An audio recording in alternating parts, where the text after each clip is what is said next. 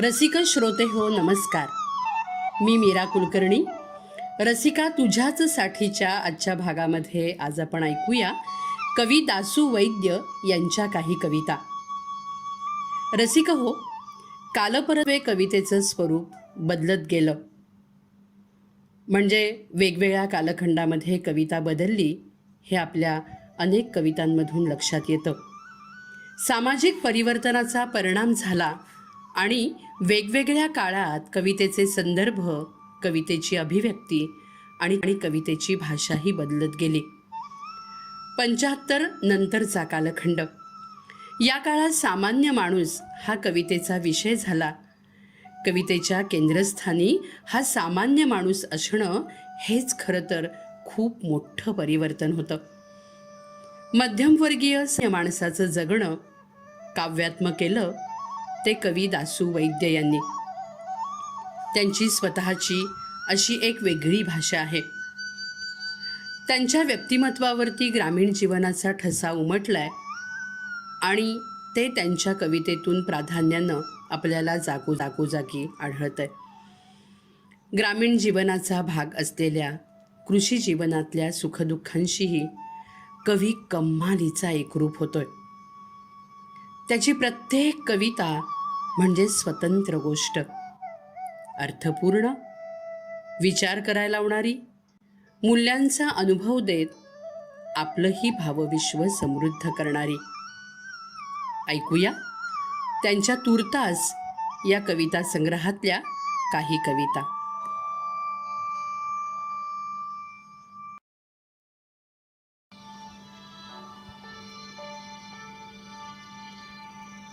पहिल्या कवितेचं शीर्षक आहे कवी. या कवितेत कधी वास्तवाची तर कधी स्वप्नांची, कधी सत्याची तर कधी मूल्यांची कविता लिहिणारा कवी आणि त्याचं वास्तवातलं जगणं यावर अतिशय मार्मिक तरीही भावपूर्ण असा प्रकाश टाकलाय. ऐकूया कविता कवी. कवीच्या कवितेत चिमण्या चिवचिवतात, पण कवी स्वतःच्या घरात चिमण्यांना खोपा करू देत नाही.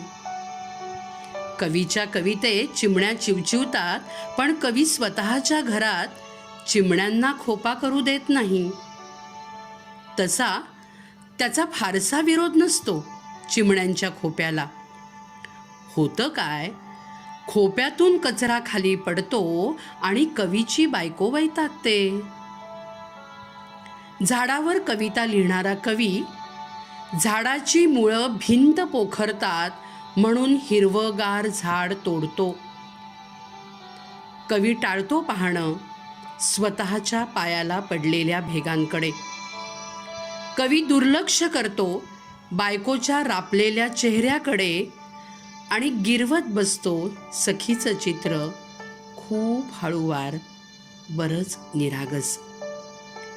कवी दुर्लक्ष करतो बायकोच्या रापलेल्या चेहऱ्याकडे आणि गिरवत बसतो सखीचं चित्र खूप हळूवार, बरंच निरागस. कधी कवी घासलेटच्या रांगेत उभा असतो, मग त्याच्या शब्दांना येतो घासलेटचा वास. शाळेतल्या वर्गात कवीची कविता उदात्त भावना वगैरे म्हणून शिकवली जाते. दरम्यान कुठल्या तरी अनामिक स्टेशनावर कवीचा छिन्न विछिन्न देह रुळावर सापडतो. भक्कम चाकाची रेलगाडी आपल्या अजस्त्र पायांनी तुडवून गेलेली असते कवीला. पंचनाम्यात कवीच्या खिशात किराणा मालाची यादी आणि रेलगाडीवरची एक लोभस कविता सापडते. पंचनाम्यात कवीच्या खिशात किराणा मालाची यादी आणि रेलगाडीवरची एक लोभस कविता सापडते.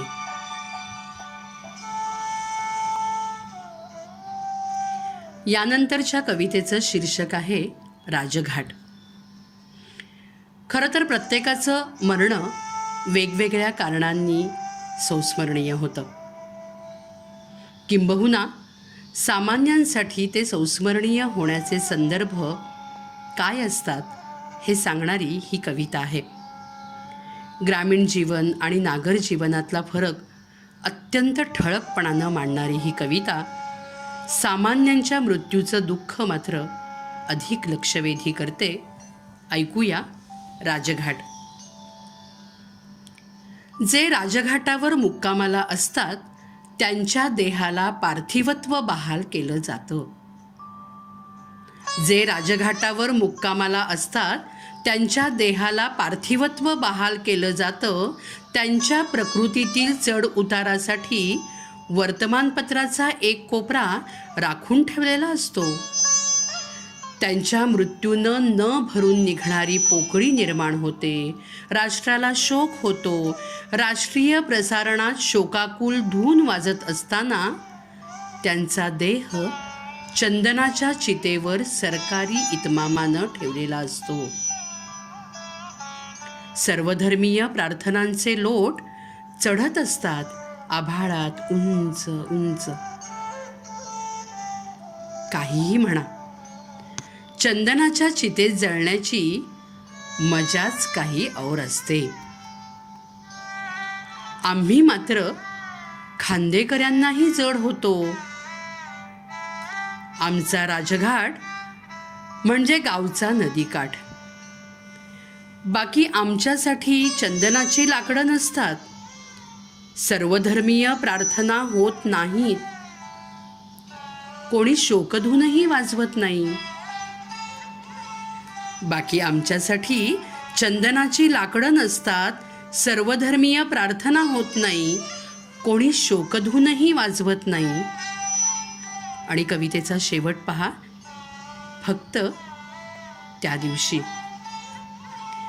त्या दिवशी गोठ्यातली चंद्री गाय कडब्याला तोंड लावत नाही. बस एवढंच.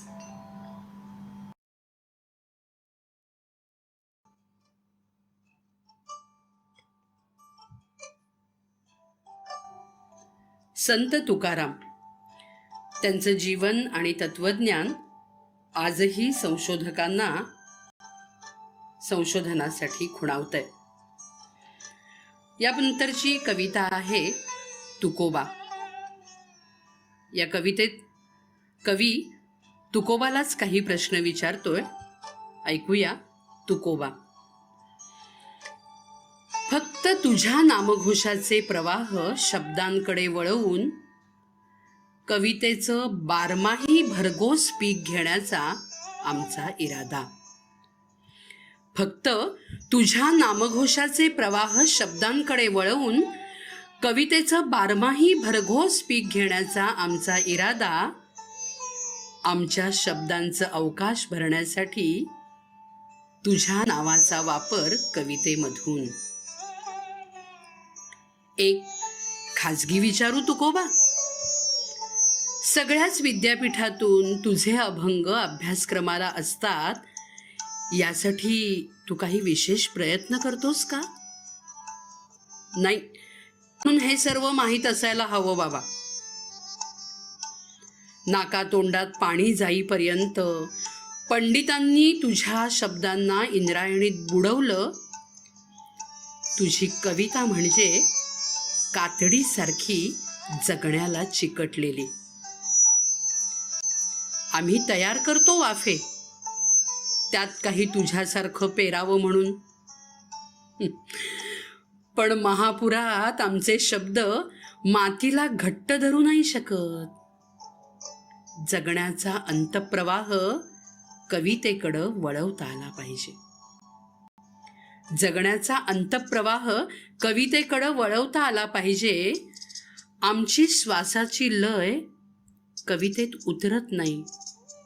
नुसतेच भजनातल्या मृदंगासारखे वाजत राहतो.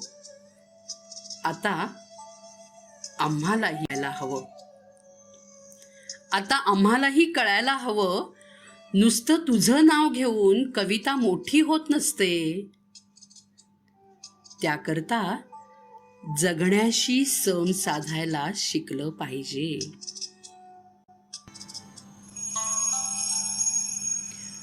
मुलांचे खेळ आता बदललेत. त्यांच्या हातात खेळण्यातल्या खोट्या का असेना, पण बंदुका आल्या. बंदुका खोट्याच आहेत, पण ती रोखतानाचा मुलांचा आविर्भाव, त्यांच्या डोळ्यात दिसणारा राग, हिंस्त्रता कवीला अस्वस्थ करते. या वर्तमान स्थितीचा वेध घेणारी यानंतरची कविता आहे भीती मेंदूत आरपार. आता फारशी जत्रा भरत नाही आणि भरलीच तरी मुलं पुंग्या विकत घेत नाहीत, घेतात प्रकाशमान होताना धडाडणारी बंदूक.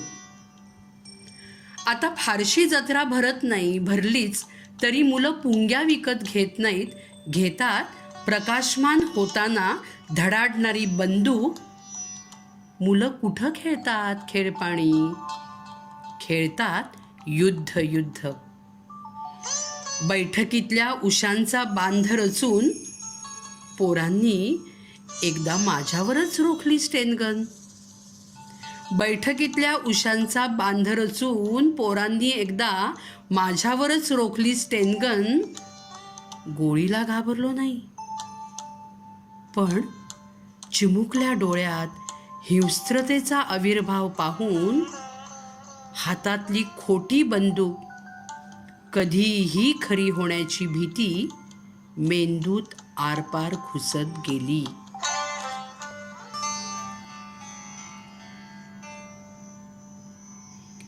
यानंतरची कविता थोडी भावूक करणारी. आईच्या मृत्यूनंतर वडिलांचं जगणं कसं असहाय्य होतं या कारुण्याचा प्रत्यय देणारी. आई गेल्यानंतरचे वडील. आई गेल्यानंतरचे वडील अबोल झाले. पूर्वीसारखेच स्वयंपाकघरातल्या कोपऱ्यात देवांना न्हाऊ जेवू घालतात, पण आरती करताना त्यांचा हात थरथरतो. आईनं लावलेल्या बदामाच्या झाडाभोवती कचरा साफ करण्याच्या निमित्तानं रेंगाळतात. ओट्यावर बसतात, आभाळाकडं पाहतात, जुन्या पोथ्या काढून पुन्हा बांधून ठेवतात. वर्तमानपत्र डोळ्याजवळ धरून वाचतात. जेवणानंतर उदबत्तीच्या काडीनं खूप वेळ दात कोरतात. मळकट आंब्याच्या कोळीतनं हिरवी काडी वर यावी तशी जुनाट आठवण सांगतात कधीतरी. अंथरुणावर पडल्यानंतरही बराच वेळ जागे असतात. बोटांच्या पेरावर काहीतरी मोजतात. बोटांच्या पेरावर काहीतरी मोजतात हे नामस्मरण नक्कीच नव्हे, कारण ती शांतता तेव्हा त्यांच्या चेहऱ्यावर ओसंडत नसते. मग ते काय मोजत असतील?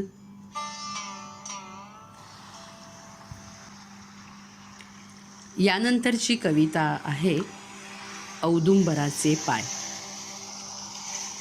बालकवींची औदुंबर कविता सर्वश्रुत आहे. अत्यंत उत्कट तरल निसर्गचित्र आपल्या कवितेतनं मांडणाऱ्या या निसर्ग कवीची शब्दचित्र वाचताना डोळ्यासमोर मूर्त स्वरूपात उभी राहतात. पण आता झालेली निसर्गाची वाताहत कवीला अस्वस्थ करते आणि दासू वैद्य लिहितात, पाण्याखालचे पाय शाबूत म्हणून इतके दिवस औदुंबराच्या पायाकडे कुणीच लक्ष दिलं नाही. जळात पाय टाकून बसण्यालाही आता कित्येक वर्ष लोटली. नद्यांचे उगम बदलले, वाहत्या पाण्याचे स्वभाव बदलले. गंगेत डोळे झाकून ओंजळीत पाणी घ्यावं आणि हातात एक सडका अवयव यावा, तसंच झालंय डोळ्यांना. पाण्याखाली 2 सापळे लोंबकळतायत. औदुंबराचे पाय केव्हाच टोकरून खाल्लेत किड्यांनी, माशांनी. ही बातमी बालकवींनाही कळवायला हरकत नाही. पण बालकवींनी हिरव्या गालिच्याची, खिन्न पारव्याची, उद्ध्वस्त धर्मशाळेची, फुलराणीची, निळ्या सावळ्या झऱ्याची विचारपूस केली तर आपण काय सांगावं?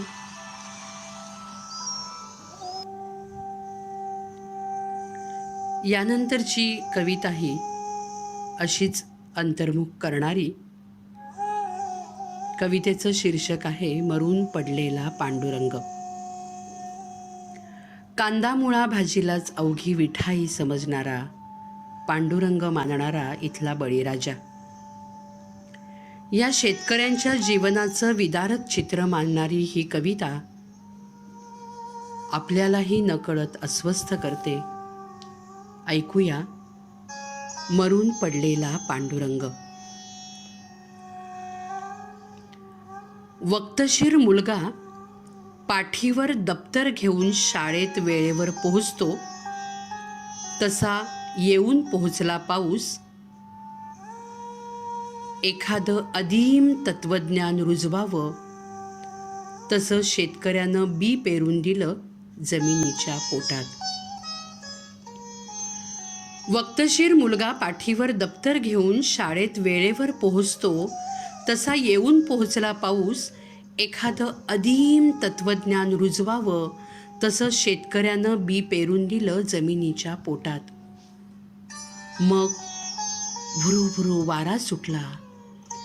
छोट्या स्टेशनवर न थांबता एक्सप्रेस गाडी धाड धाड निघून गेल्याप्रमाणे काळे ढग नुसतेच तरंगत गेले.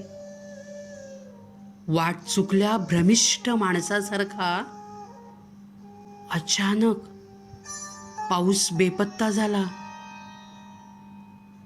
बियांच्या पोपटी अंकुरानं जमिनीला धडका मारून वर येण्यासाठी रचलेले मनसुबे दिवसागणित वाळून गेले. बियांच्या पोपटी अंकुरानं जमिनीला धडका मारून वर येण्यासाठी रचलेले मनसुबे दिवसागणित वाळून गेले. जन्मताच दगावलेल्या पोराचा बाप दवाखान्यातल्या वरांड्यात विमनस्क फेऱ्या मारतो, तसा शेतकरी धुऱ्यावर उभा. शेवट अंतर्मुख करणारा. लांबवर टाळ मृदुंगाच्या गजरात पंढरपूरकडे निघालेली दिंडी. लांबवर टाळ मृदुंगाच्या गजरात पंढरपूरकडे निघालेली दिंडी. आणि इथं काळ्या शेतात मरून पडलेला हिरवा पांडुरंग.